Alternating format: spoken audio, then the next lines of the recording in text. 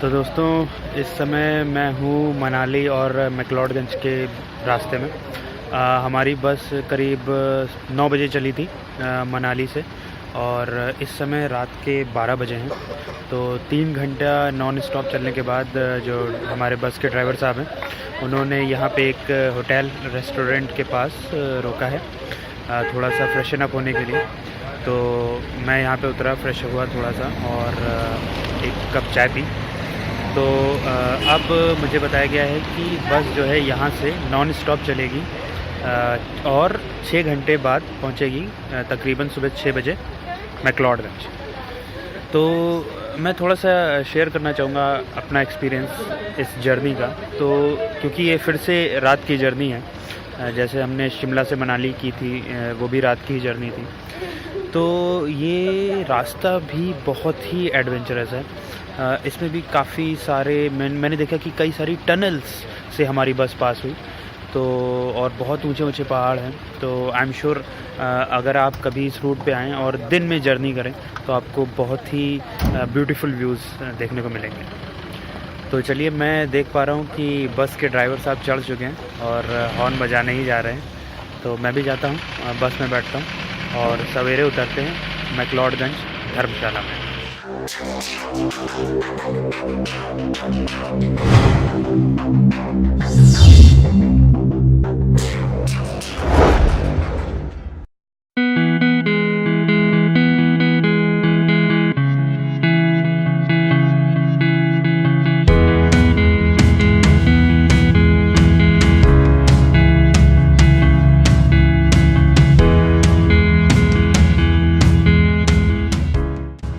तो दोस्तों, फाइनली मैं पहुंच चुका हूं मैक्लोडगंज में। दोस्तों, इस समय सवेरे के 5:45 बजे हुए हैं और जैसा कि हमारे ड्राइवर साहब ने हमें प्रॉमिस किया था कि सुबह 6 बजे तक पहुंच जाएंगे, तो हम लोग इस समय 5:45 बजे करेक्ट टाइम मैक्लोडगंज पहुंच चुके हैं। मैक्लोडगंज का टैक्सी स्टैंड है, मैं आपको दिखा देता हूँ, ये देखिए। और जो बस स्टैंड है वो नीचे है। तो क्या हुआ था कि जब हमारी बस पहले धर्मशाला पहुँची, तो धर्मशाला यहाँ से काफ़ी नीचे है। तो जब हमारी बस धर्मशाला पहुँची तो हमारे कंडक्टर साहब ने आवाज़ लगाई कि अगर कोई धर्मशाला से उतरने वाला है तो उतर सकता है। तब मेरी नींद खुली और जब धर्मशाला से बस चली मैक्लोडगंज के लिए तो बहुत ही अमेजिंग रास्ता है। मतलब कि उस समय थोड़ी सी रोशनी आ चुकी थी, तो बहुत ही बढ़िया, बहुत सारे स्टीप कर्व्स हैं और अमेजिंग सीनिक ब्यूटी है। ये जो रास्ता यहाँ से जा रहा है आगे की तरफ, ये जा रहा है मैक्लोडगंज शहर के अंदर, और मैं यहाँ से जाता हूँ अपने होटल रूम में। और होटल में जाके मैं रिक्वेस्ट करता हूँ अर्ली चेक इन के लिए, जिससे कि मैं फ्रेशन अप हो सकूँ। आगे निकलते हैं मैक्लोडगंज की सैर के लिए।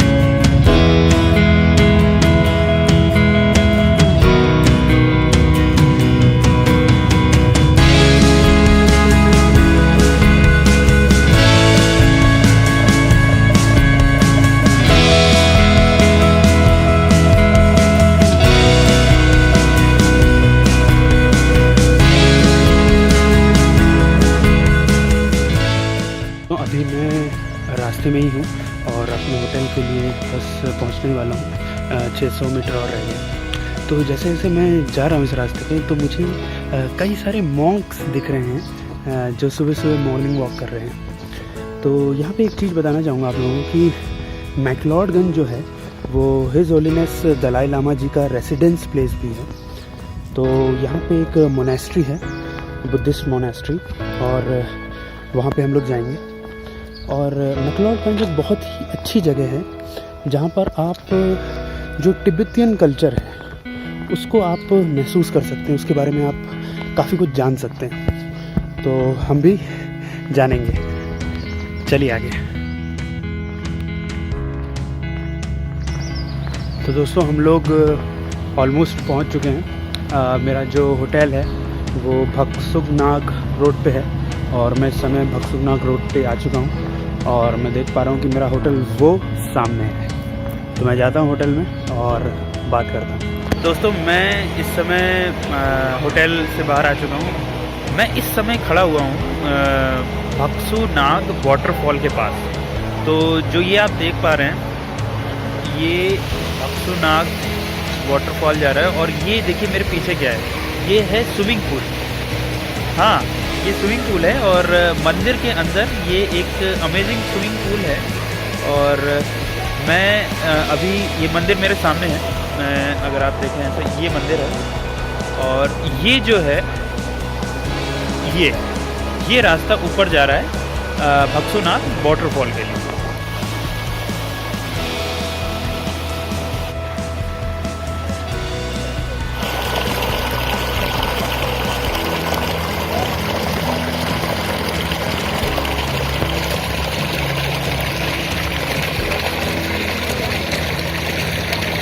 तो मैं स्विमिंग पूल के पास में गया और कितना साफ़ पानी है इसका।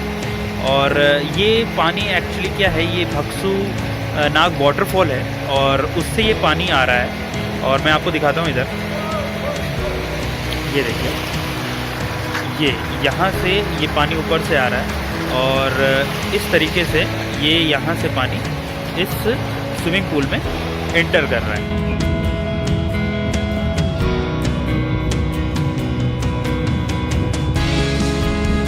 तो मैं भक्सु नाग वाटरफॉल के रास्ते पे हूँ और आप मेरे पीछे देख पा रहे होंगे कि ये है वाटरफॉल। और ये जो है ये रास्ता जा रहा है भक्सु नाग वाटरफॉल के लिए। और मैं आपको कैसे एक्सप्लेन करूँ, मुझे समझ में नहीं आ रहा है कि इट इज़ ट्रूली अमेजिंग।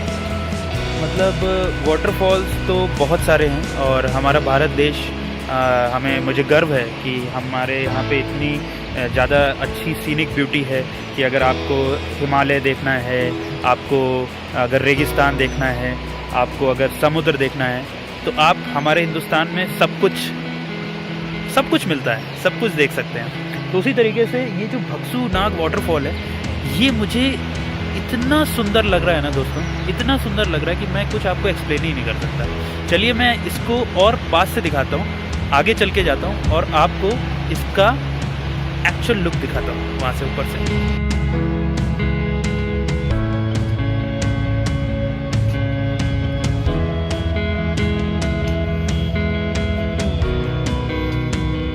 तो दोस्तों, फाइनली मैं आ चुका हूँ भक्सु नाग वाटरफॉल के एकदम पास।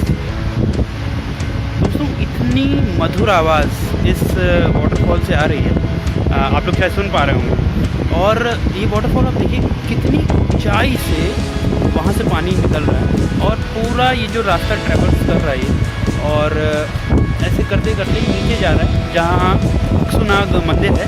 और इन्होंने ये पानी ले जाके वो मंदिर से रिडायरेक्ट करके उस स्विमिंग पूल में ले जा रहे हैं। और रास्ता भी बहुत स्टीप है, तो अगर आप अकेले आ रहे हैं तो आप जल्दी चढ़ सकते हैं। लेकिन अगर आप कई लोगों के साथ आ रहे हैं और अगर आपके साथ कोई बुज़ुर्ग भी हैं तो उनको धीरे धीरे आना पड़ेगा। और रास्ते में बैठने के लिए भी चेयर्स हैं, तो ऐसी कोई दिक्कत नहीं है, आप लोग आराम से धीरे धीरे करके ऊपर आ सकते हैं और इस व्यू को, इस मेस्मराइजिंग व्यू को एंजॉय कर सकते हैं।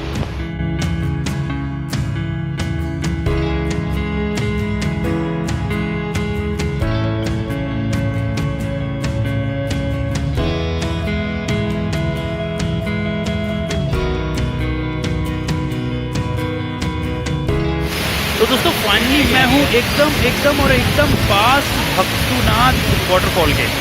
दोस्तों, इट इज़ ट्रूली इनक्रेडिबल। मतलब आप सोचिए इतनी फोर्स से पानी आ रहा है और इतना अमेजिंग व्यू है। मतलब मेरे पास तो कोई वर्ड्स ही नहीं है उसको बयान करने को। You have to come here to experience this.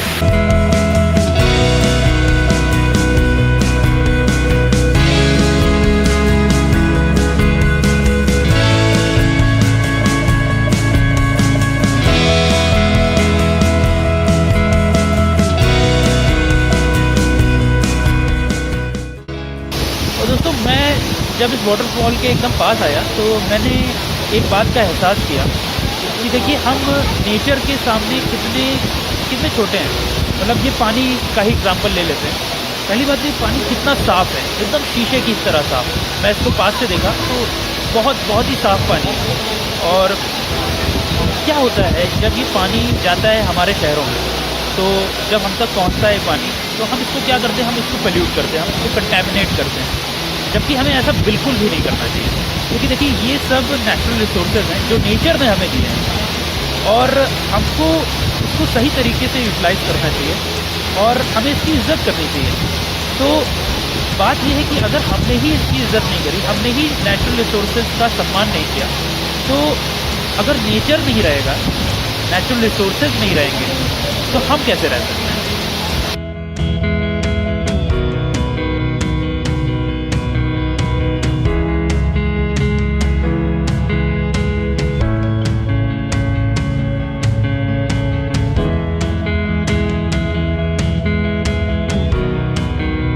मैं जब भक्सुनाथ वाटरफॉल से नीचे जा रहा था तो मुझे बहुत ही अमेजिंग चीज़ दिखी कि यहाँ पे लोग जैसे जो कोल्ड ड्रिंक्स की बोतल होती है उसको कैसे ठंडा करते हैं। चलिए आइए आपको दिखाते हैं।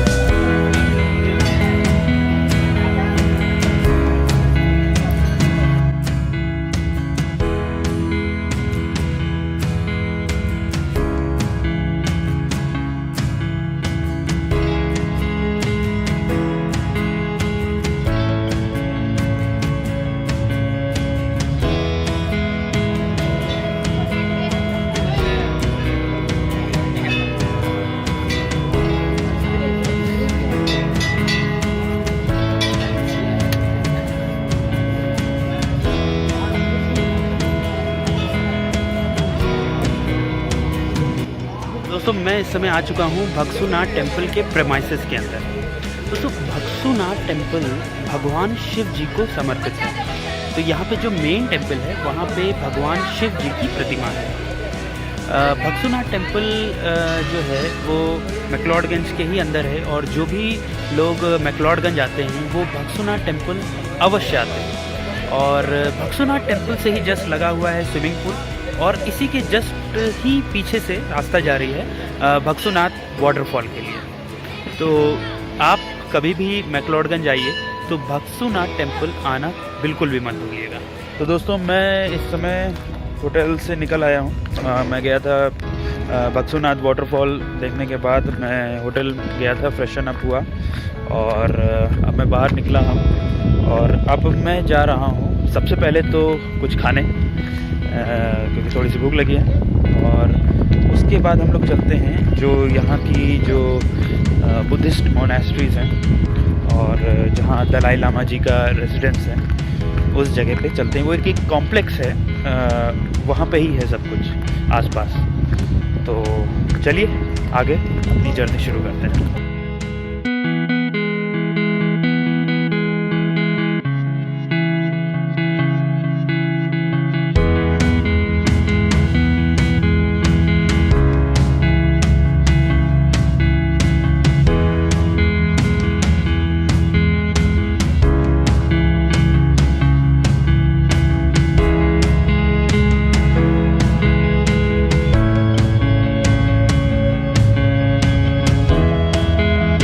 तो मैं इस समय दलाई लामा टेम्पल के लिए आगे बढ़ रहा था, तो रास्ते में ही ये मुझे एक टेम्पल मिला। ये बहुत ही खूबसूरत यहाँ पे कारीगरी की है, जो यहाँ का तिब्बतियन कल्चर को जो दर्शाया गया है। It is really really amazing. और मतलब आप देखिए कि कितना कलरफुल है ये मंदिर, और कितनी शांति तो है ही, साथ ही साथ कलर्स के साथ कभी कहीं येलो कहीं रेड, कितना बढ़िया कॉम्बिनेशन यहाँ पे रखा है।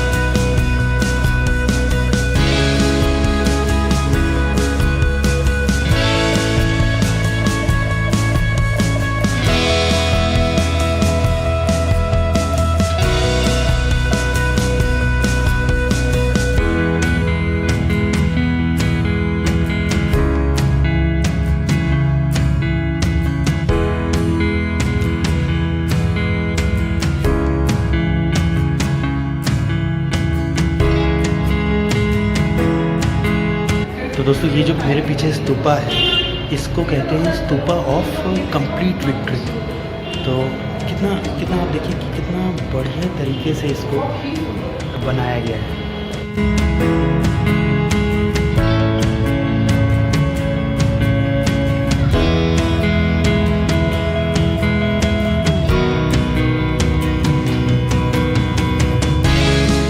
आप देख रहे हैं यंगशन स्टूडियोज। हमारे साथ जुड़े रहने के लिए सब्सक्राइब कीजिए हमारा यूट्यूब चैनल और फेसबुक पेज। धन्यवाद।